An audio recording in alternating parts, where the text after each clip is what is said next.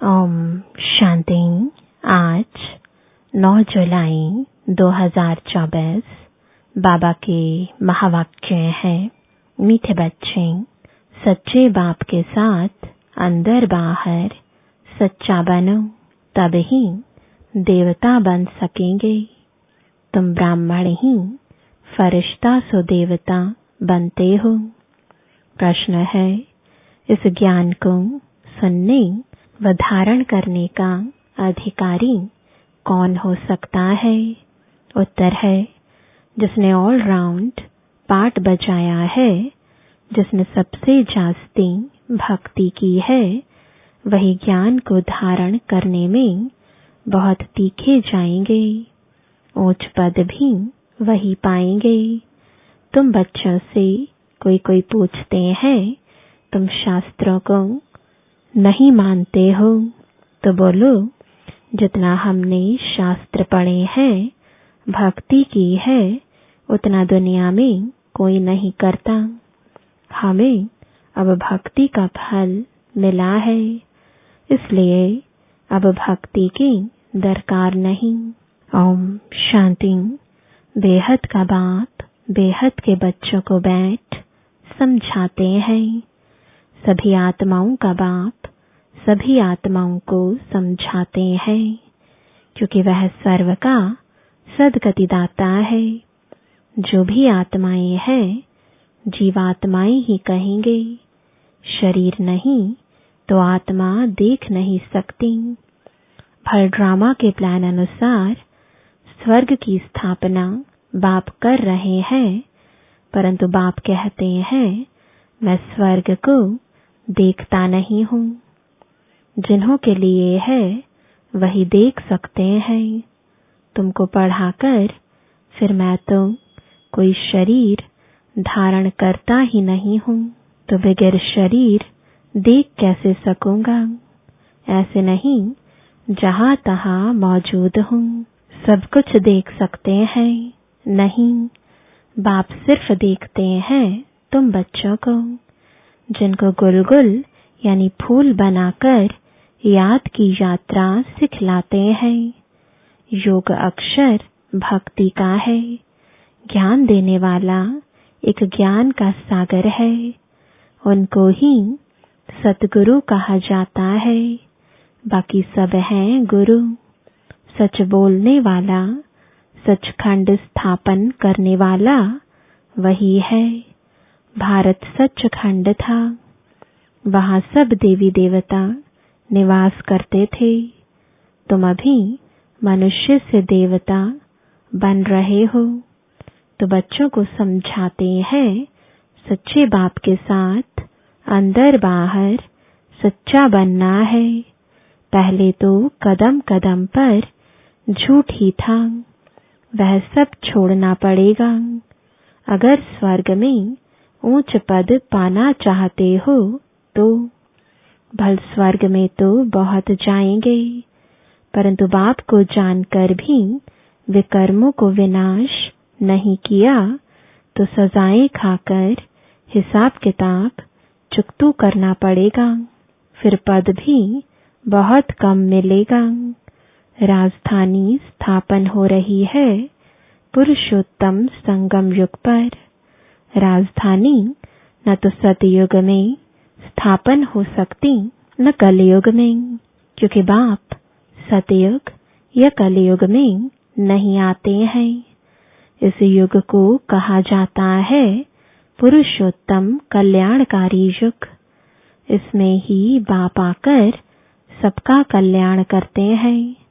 कलयुग के बाद सतयुग आना है, इसलिए संगम युग भी जरूर चाहिए।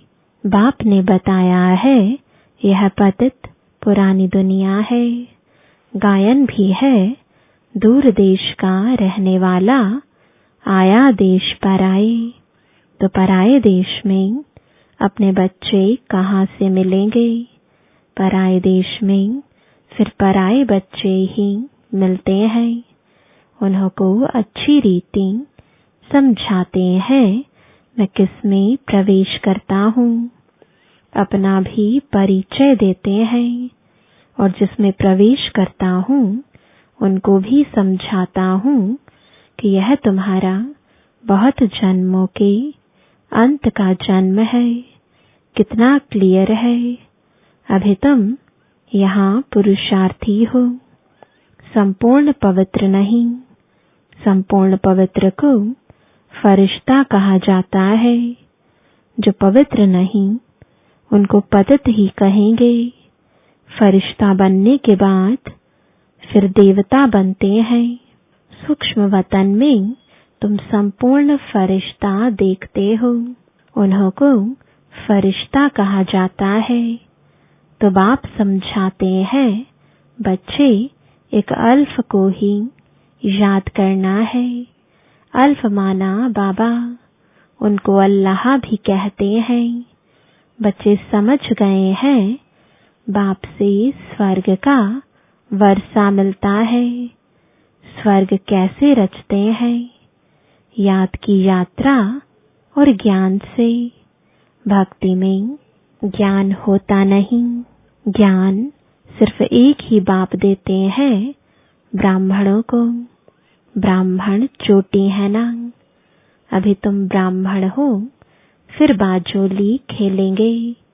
ब्राह्मण, देवता, क्षत्रिय, इसको कहा जाता है विराट रूप। विराट रूप कोई ब्रह्मा, विष्णु, शंकर का नहीं कहेंगे।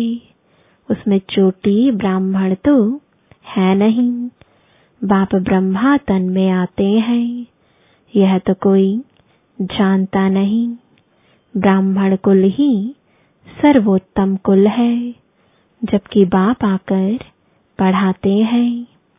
बाप शूद्रों को तो नहीं पढ़ाएंगे ना, ब्राह्मणों को ही पढ़ाते हैं।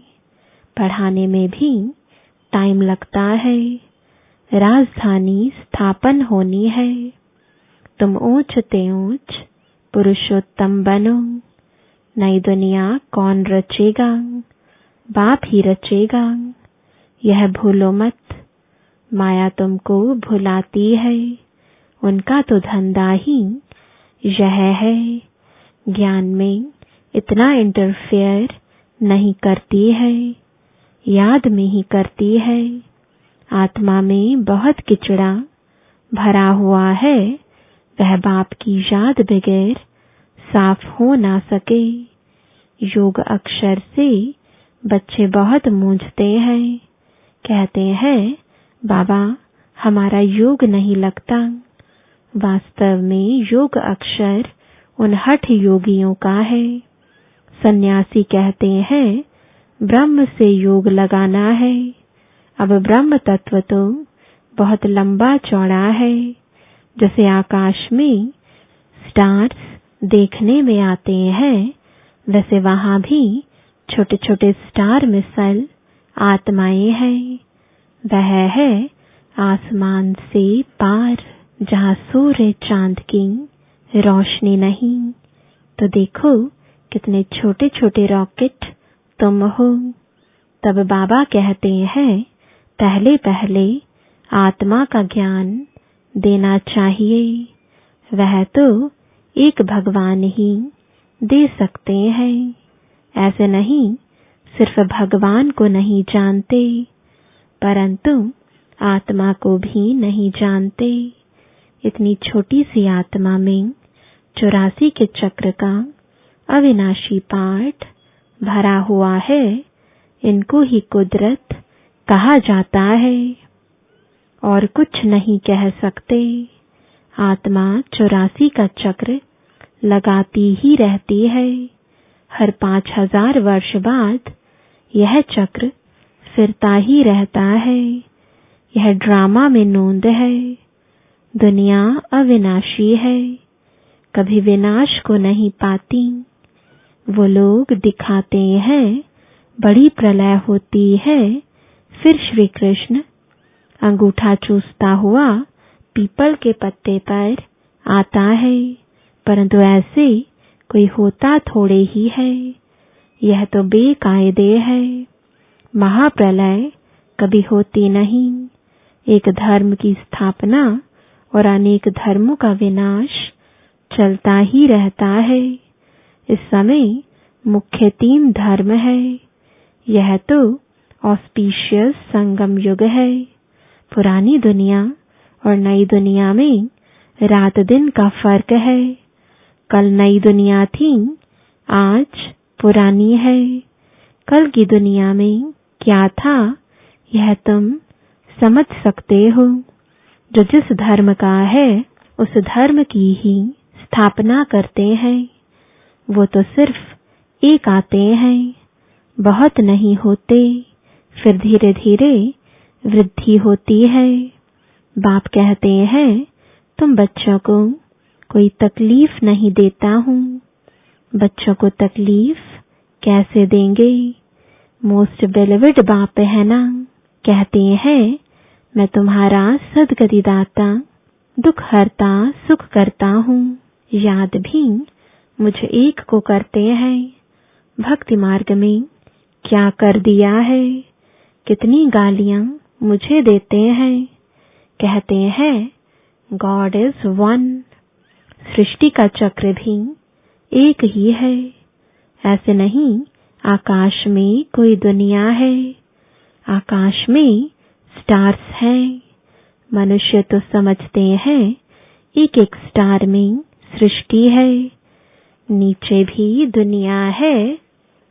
यह सब है भक्ति मार्ग की बातें। ऊंच ते ऊंच भगवान एक है। कहते भी हैं सारे सृष्टि की आत्माएं तुम्हारे में पिरोई हुई हैं। यह जैसे माला है, इनको बेहद की रुद्रमाला भी कह सकते हैं। सूत्र में बांधी हुई है, गाते हैं परंतु समझते कुछ नहीं। बाप आकर समझाते हैं बच्चे मैं तुमको जरा भी तकलीफ नहीं देता हूँ। यह भी बताया है जिन्होंने पहले पहले भक्ति की है वही ज्ञान में तीखे जाएंगे। भक्ति जास्ती की है तो फल भी उनको जास्ती मिलना चाहिए। कहते हैं भक्ति का फल भगवान देते हैं, वह है ज्ञान का सागर। तो जरूर ज्ञान से ही फल देंगे। भक्ति के फल का किसको भी पता नहीं है। भक्ति का फल है ज्ञान, जिससे स्वर्ग का वर्षा सुख मिलता है। तो फल देते हैं अर्थात नर्कवासी से स्वर्गवासी बनाते हैं एक बाप। रावण का भी किसको पता नहीं है।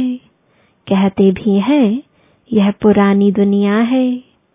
कब से पुरानी है वह हिसाब नहीं लगा सकते हैं। बाप है मनुष्य सृष्टि रूपी झाड़ का बीज रूप सत्य है। वह कभी विनाश नहीं होता। इनको उल्टा झाड़ कहते हैं। बाप ऊपर में है, आत्माएं बाप को ऊपर देख बुलाती हैं। शरीर तो नहीं बुला सकता। आत्मा तो एक शरीर से निकल दूसरे में चली जाती है। आत्मा न घटती न बढ़ती, न कभी मृत्यु को पाती है। यह खेल बना हुआ है। सारे खेल के आदि मध्य अंत का राज बाप ने बताया है। आस्तिक भी बनाया है। यह भी बताया कि इन लक्ष्मी नारायण में यह ज्ञान नहीं है।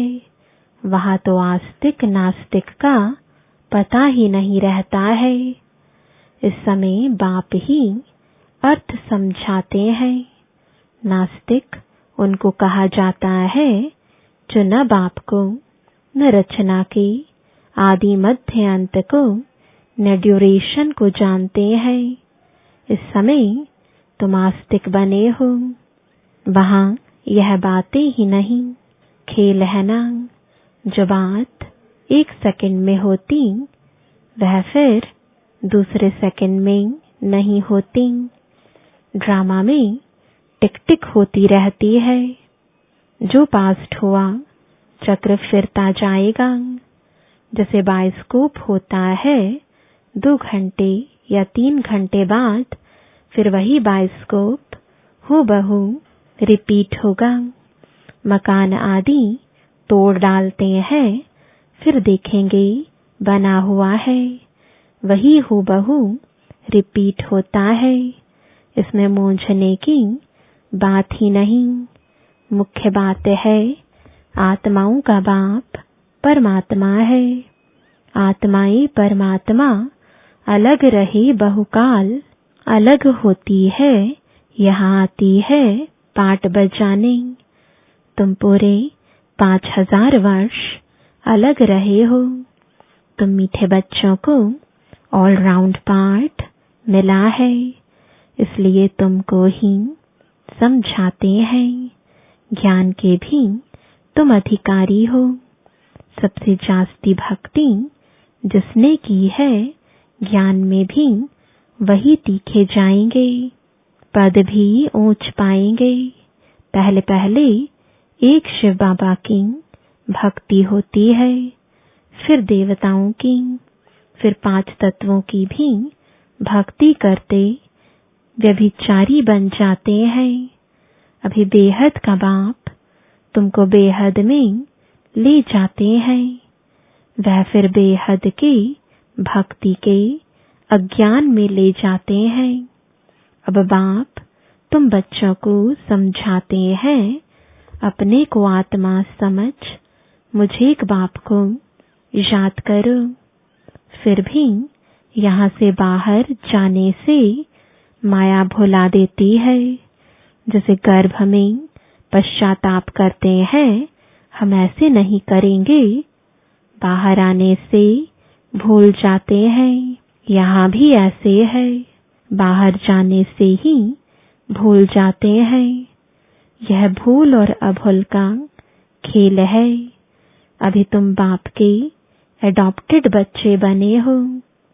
शिव बाबा है ना, वह है सब आत्माओं का बेहद का बाप। बाप कितना दूर से आते हैं, उनका घर है परम धाम। परम धाम से आएंगे तो जरूर बच्चों के लिए सौगात ले आएंगे। हथेली पर बहिष्ट सौगात में ले आते हैं। बाप कहते हैं सेकंड में स्वर्ग की बादशाही लो, सिर्फ बाप को जानो। सभी आत्माओं का बाप तो है ना। कहते हैं मैं तुम्हारा बाप हूँ। मैं कैसे आता हूँ वह भी तुमको समझाता हूँ। मुझे रथ तो जरूर चाहिए। कौन सा रथ? कोई महात्मा का तो नहीं ले सकते। मनुष्य कहते हैं तुम ब्रह्मा को भगवान, ब्रह्मा को देवता कहते हो। अरे हम कहाँ कहते हैं, झाड़ के ऊपर एकदम अंत में खड़े हैं, जबकि झाड़ सारा तमो प्रधान है। ब्रह्मा भी वहाँ खड़ा है तो बहुत जन्मों के अंत का जन्म हुआ ना। बाबा खुद कहते हैं मेरे बहुत जन्मों के अंत के जन्म में जब वानप्रस्थ अवस्था होती है तब बाप आए हैं, जो आकर धंधा आदि छुड़ाया। 60 वर्ष के बाद मनुष्य भक्ति करते हैं भगवान से मिलने के लिए। बाप कहते हैं तुम सब मनुष्य मत पर थे, अभी बाबा तुम्हें श्रीमत दे रहे हैं। शास्त्र लिखने वाले भी मनुष्य हैं। देवताएं तो लिखते नहीं न पढ़ते हैं। सतयुग में शास्त्र होते नहीं, भक्ति ही नहीं। शास्त्रों में सब कर्म कांड लिखा हुआ है, वहाँ यह बात है नहीं। तुम देखते हो बाबा ज्ञान देते हैं। भक्ति मार्ग में तो हमने शास्त्र बहुत पढ़े हैं। कोई पूछे तुम वेदों शास्त्रों आदि को नहीं मानते हो, बोलो जो भी मनुष्य मात्र हैं उनसे ज्यादा हम मानते हैं। शुरू से लेकर अव्यभिचारी भक्ति हमने शुरू की है। अभी हमको ज्ञान मिला है, ज्ञान से सद्गति होती है। फिर हम भक्ति को क्या करेंगे? बाप कहते हैं, बच्चे hear no evil, see no evil. तो बाप कितना सिंपल रीति समझाते हैं, मीठे मीठे बच्चे अपने को आत्मा निश्चय करो। मैं आत्मा हूँ, वह कह देते अल्लाह हूँ। तुमको शिक्षा मिलती है, मैं आत्मा हूँ, बाप का बच्चा हूँ। यही माया घड़ी घड़ी भुलाती है। देह अभिमान होने से ही उल्टा काम होता है। अब बाप कहते हैं, बच्चे बाप को भूलो मत, टाइम वेस्ट मत करो। अच्छा, मीठे मीठे सिकिलदे बच्चों प्रति माता पिता बाप दादा का याद प्यार और गुड मॉर्निंग। रूहानी बाप की रूहानी बच्चों को नमस्ते। रूहानी बच्चों की रूहानी बाप दादा को गुड मॉर्निंग और नमस्ते। धारणा के लिए मुख्य सार है, पहला, रचयिता और रचना के राज को यथार्थ समझ आस्तिक बनना है। ड्रामा के ज्ञान में मूंझना नहीं है। अपनी बुद्धि को हद से निकाल बेहद में ले जाना है। दूसरा, सूक्ष्म वतनवासी फरिश्ता बनने के लिए संपूर्ण पवित्र बनना है। आत्मा में जो किचड़ा भरा है उसे याद के बल से निकाल साफ करना है। वरदान है, ईश्वरीय रस का अनुभव कर एक रस स्थिति में स्थित रहने वाली श्रेष्ठ आत्मा भव। जो बच्चे ईश्वरीय रस का अनुभव कर लेते हैं, उनको दुनिया के सब रस फीके लगते हैं। जब है ही एक रस मीठा, तो एक ही तरफ अटेंशन जाएगा ना। सहज ही एक तरफ मन लग जाता है, मेहनत नहीं लगती है। बाप का स्नेह, बाप की मदद, बाप का साथ, बाप द्वारा सर्व प्राप्तियां सहज एक रस स्थिति बना देती है। ऐसी एक रस स्थिति में स्थित रहने वाली आत्माएं ही श्रेष्ठ हैं। स्लोगन है, किचड़े को समाकर रत्न देना ही मास्टर सागर बनना है। ओम शांति।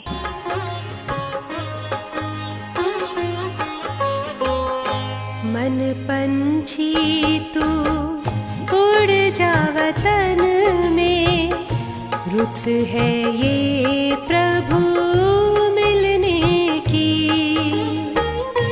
मस्त पवन है, महका चमन है, मस्त पवन है, महका चमन है।